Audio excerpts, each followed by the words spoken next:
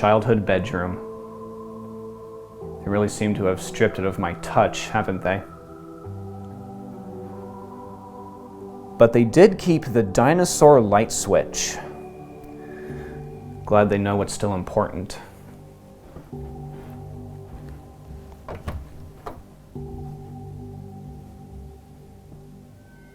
I remember this nightstand. When I was a kid, I put something very important in there. I just can't remember.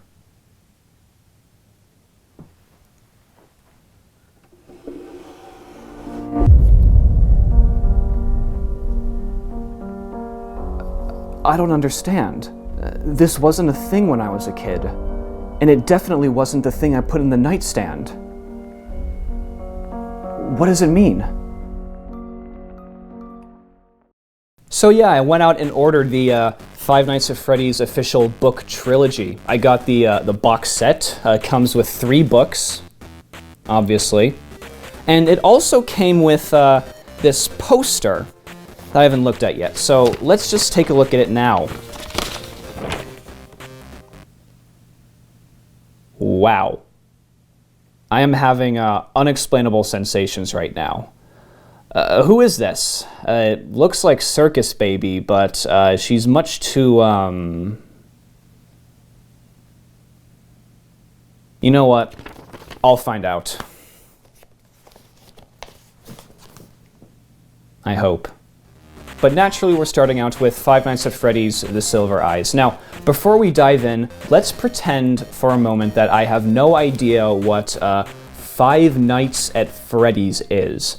I'm at the Barnes & Noble, and I see this on the bookshelf. It's looks like it has a Terminator bear on it. Now, I'm thinking, ooh, killer robot story. I'm going to take this home and read it. So, I read it, and what are my thoughts? In this town of Hurricane, Utah, that's got to be a made-up town. Let me look this up real quick. Oh, it's real. Hurricane, Utah. Hurricane, Utah. Has Utah ever even seen a hurricane? No, it hasn't. Isn't that like naming your town like King Tide, Oklahoma or something like that? It says that founder Erastus Snow named the town Hurricane when a whirlwind blew the top off his buggy and he declared that it must have been a hurricane. Well, okay, Erastus. Why don't you focus on finding a new name for yourself before you start naming towns, huh? But I digress.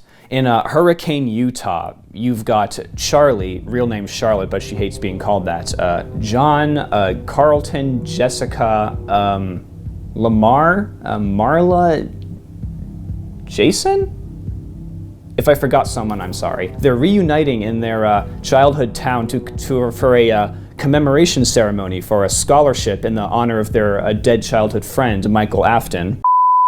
In commemoration of their childhood friend, Michael Brooks, who was murdered at Freddy Fazbear's Pizza 10 years prior. As the friends explore the ruins of the old restaurant and unlock suppressed memories, they come to learn the full extent of the tragedy, and that its impact lives on to this day, perhaps in the form of the animatronic mascots who may still have life in them. So yeah, overall I got major Stephen King's It vibes from this book. You've got childhood friends reuniting in their backwater childhood town on the anniversary of a tragedy that occurred in their childhood as the ghosts of the past threaten to resurge once more. It is to be noted, has much less superfluous lore, significantly less cosmic horror, and a relieving lack of child orgies.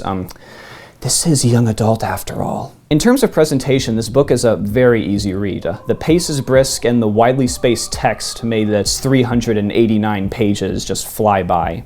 This isn't a bad thing by itself, don't get me wrong, but I mean, this is still young adult horror, so compared to like more adult-centric horror, there's less time spent on things like heavy themes and emotional turmoil and burning implications and good stuff like that. I also tend to find that adult horror is more experimental with its like POVs and the way it conveys information. The storytelling in this book is pretty standard.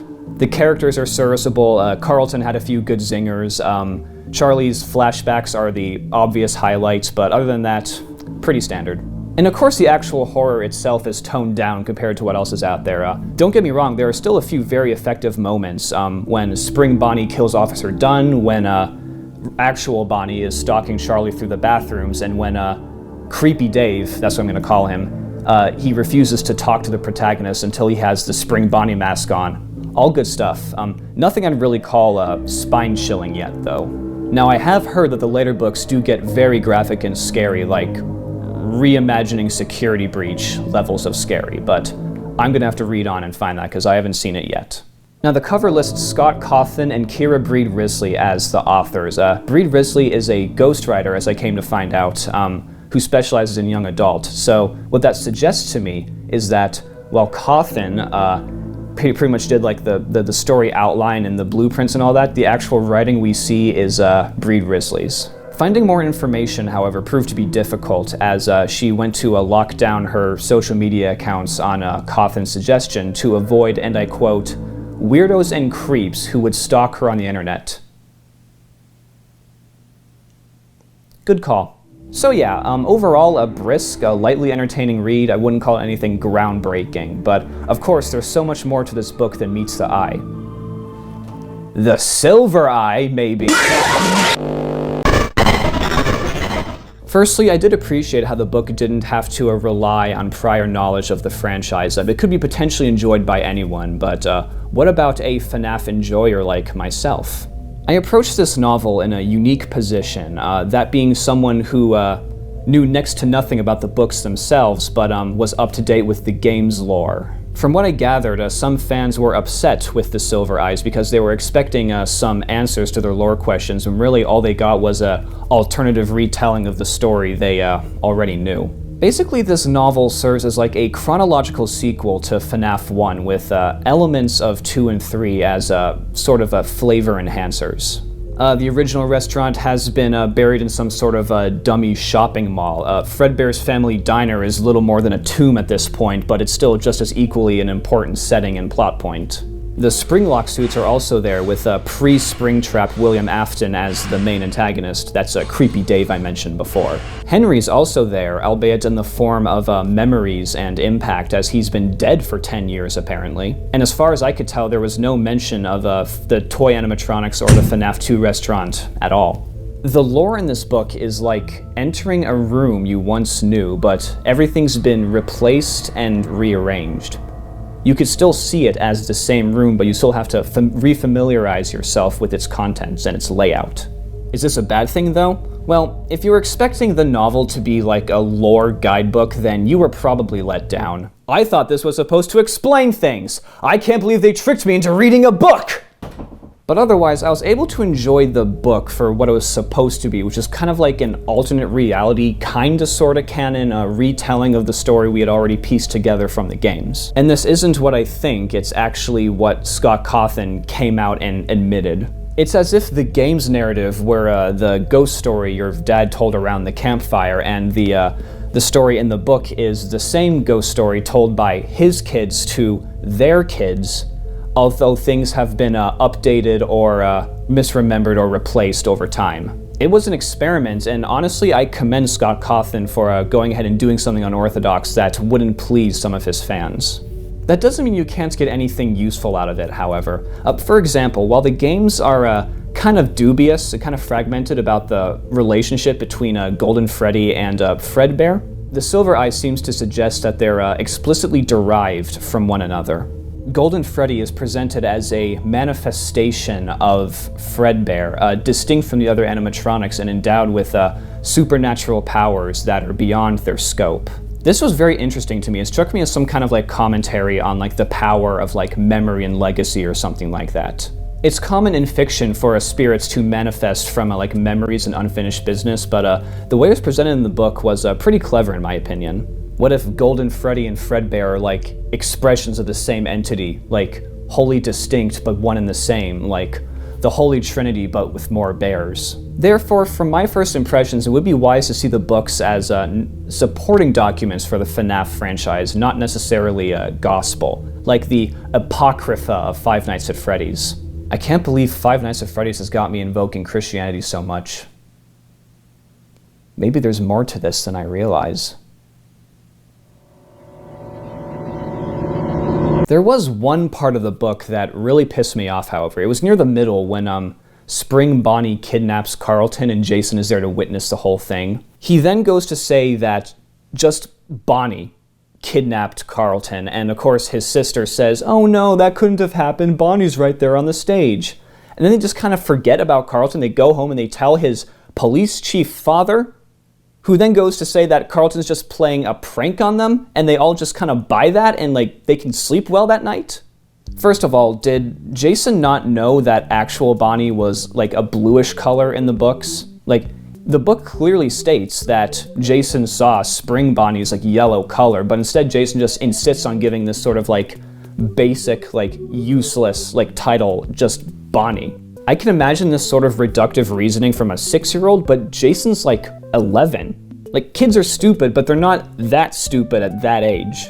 If he had just said the word yellow, that should have raised like 1,000 red flags with Charlie and John, both who, by that point in the story, had both admitted to seeing like suspicious yellow variants of the mascots in their pasts. Also, with Creepy Dave running around and like the old padlocks just appearing out of nowhere, they really brushed it off as something they thought they saw. Especially Carlton's own chief of police father. I mean, it just reeked of like deliberate stupidity to manufacture tension and waste time, and of all the unbelievable things in this book, that one was the hardest to swallow. I'm telling you, Mrs. Burke became my favorite character in the books after she finally knocked some sense into those jamokes. So yeah, that part was pretty bad, but it didn't ruin the experience for me. Overall, I was pleased with this book, and it was a nice like first dive into the pool that is the FNaF trilogy, and I can't wait to see where the other two go.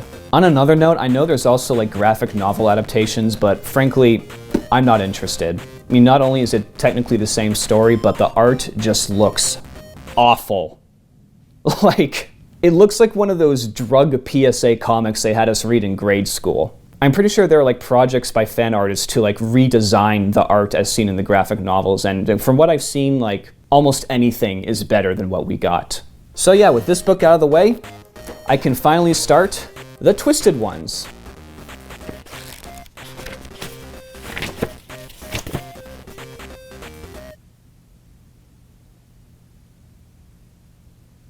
I'm not actually going to film it.